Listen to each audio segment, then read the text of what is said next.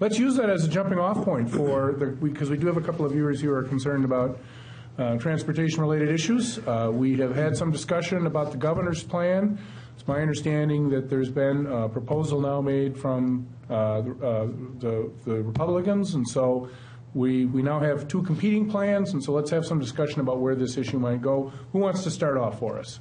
Senator, should we start with you? I can start off. All right. First of all, I think that the message has been made very loud and clear to the legislators that we need to do something. And I think it's very loud and clear that we're going to have to put some serious money into this for the next 10 years, and I think we need to be doing that. The big question is where is the money going to come from and how are we going to raise the money? And the Republican plan, which was introduced last Monday, the House and Senate introduced their transportation plan as a $7 billion plan. And this plan does not include any gas tax increase or wholesale gas tax, the new wholesale gas tax. What it does do is it moves some of the money from the automotive repair sales tax. It takes money from the leasing and the rental sales tax, the leasing sales tax, and puts that into a new account, the Transportation Stability Account, and that money then is used for various things in transportation. There's also another $1.5 billion roughly that would, it's actually $1.3 billion I think it is, that actually would be for the transportation bonding, and then there's $1.2 billion that comes from reworking of the MnDOT's their resources, and then there's another $1 billion from the GEO bonds for transportation. So that's about a total of $7 billion for the next 10 years. And one thing, and so our plan does different than the governor's plan, and the fact that his plan, there's a lot of things based on taxes, there's other changes. One of the other things that our plan is different than the governor's plan is the fact that we put quite a bit more money in for townships and small municipalities under 5,000. So.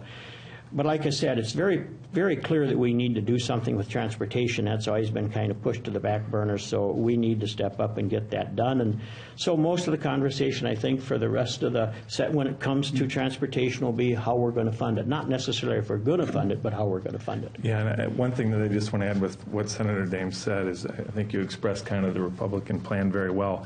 One thing that I'm a co-author on is money specifically appropriated to cities and towns under 5,000 population, which is all of my towns except for one, which is Montevideo. And the formulas can get a little bit complicated when you get into the weeds of how things are funded, but they've been sort of a left-out group just by the nature of the way the formulas have worked. I don't think intentionally, it's just been a fact. And so we've created an avenue to which some of these smaller towns can get some of this money. And I'm pretty excited about that.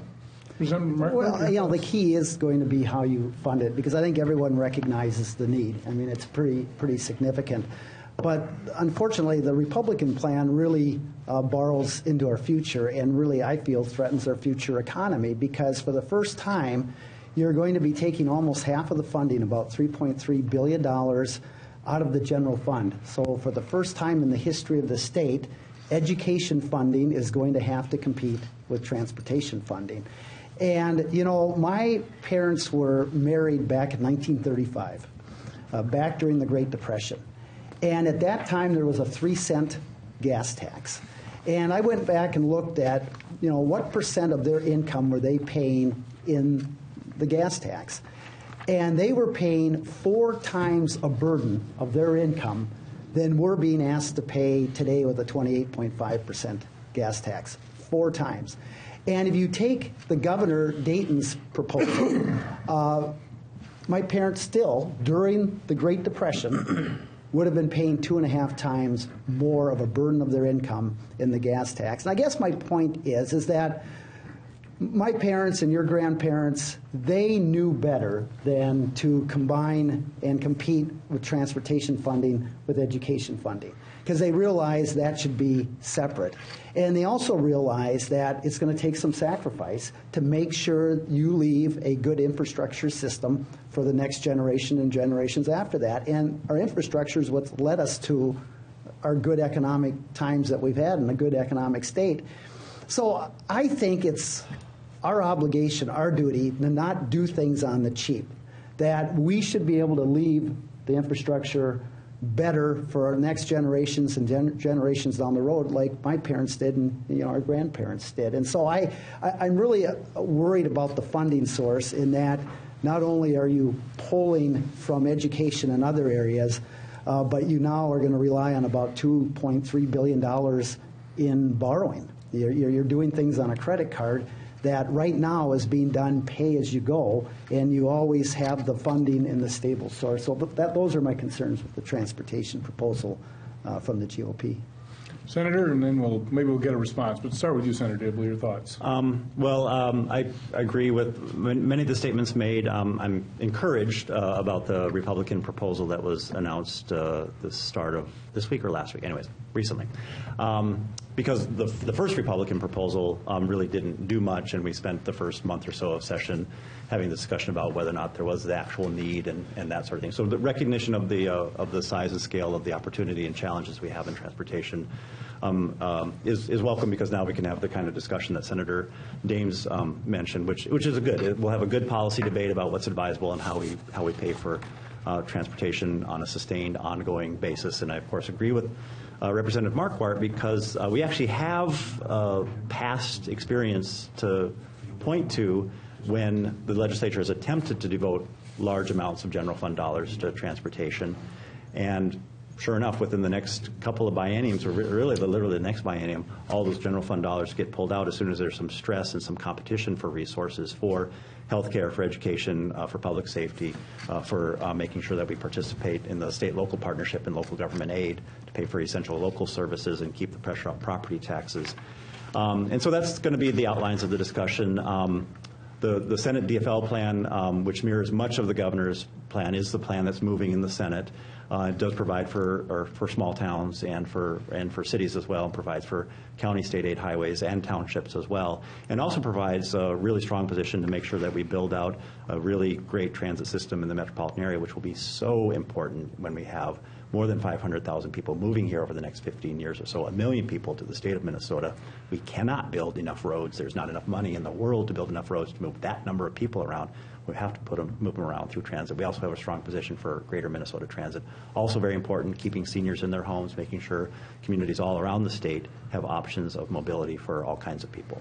Senator, I know you want to respond to this. I also want to load onto your plate a question from a viewer from Sartell. We have, I say frequently, we have the most well-informed viewers, and this viewer claims, and I suspect accurately, that in 1981 the Minnesota legislature passed a law statutorily dedicating revenue from the sales tax on motor vehicles to transportation, but various budget efforts and other problems prevented that from actually happening. And so this viewer is concerned that, independent of the concerns that Representative Marquardt raised, what assurance do we have that funds from these dedicated sources that you described will actually be available and will be honored by future legislatures? Okay, so with that question on the table, along with what Representative Marquardt said, the floor is yours. Well, thank you, Barry. And just to respond to Senator Marquardt's comments, and what I find interesting is when the governor released his original budget, we had a little over $1 billion surplus. Now we have a $1.9 billion surplus. The other $900 million has been spent almost instantaneously. None of it on transportation, and we're crying foul because we're going to take it away from other areas. I don't see how we can cry foul that we're taking the money away from another area, taking it away from education, and that's kind of been one of the tactics that's been used over the years is we always say, well, you're going to take it from here and you're going to take it from here. But in reality, that's not correct, because when the governor did his budget, he didn't know there's going to be another $900 million surplus. So we're not really taking it out of education, just to clarify that. The other thing is, keep in mind, we have a structural budget forecast for the next 5 years of about $5 billion. So I don't, that's my comment on that. As far as this question here, that is an issue anytime, and it makes no difference what it is, anytime you make legislation, that can be reversed down the road by a new group of legislators. So that is certainly a good question, and there's no guarantees, but there's no guarantees in legislation to speak of, because that can always be changed. But as I said before, the debate is going to boil down to just exactly what Representative Marquardt is talking about and what I'm talking about.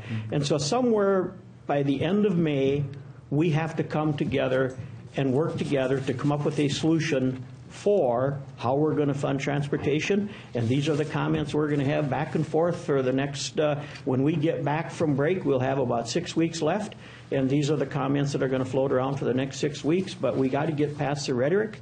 We got to get past being a DFL or being a Republican. We got to get past the conservative, the tax and spend. We got to get the reality and come up with a transportation bill that works, that we can get past both in the House and Senate and move it forward. Here's what I'm concerned about whenever, excuse me, I hear about a new tax.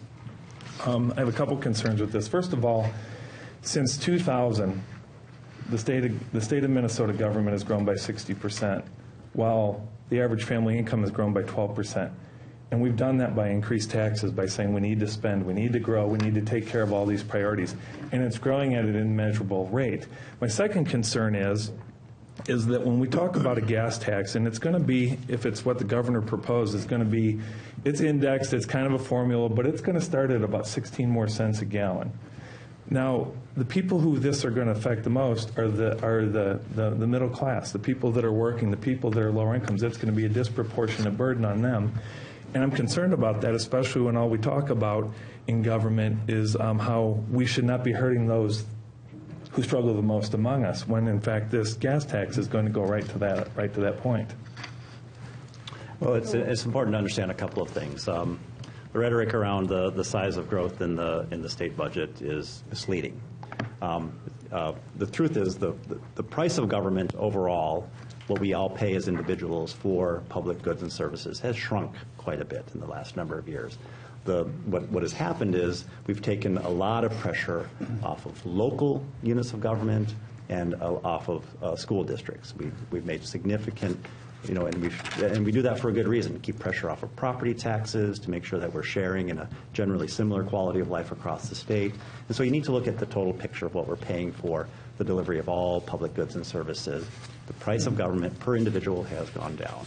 And I'll just say, if we were to have, Representative Markroyd made a good point. If we were to have kept pace with inflation for the gas tax, the gas tax that's even being proposed now, if it just simply had kept pace with inflation, it'd be a lot larger than even what's being proposed in the bills that are traveling on the Senate DFL side. The fact is that gas tax loses its buying power very, very quickly over time for a couple of different reasons. Inflation erodes it.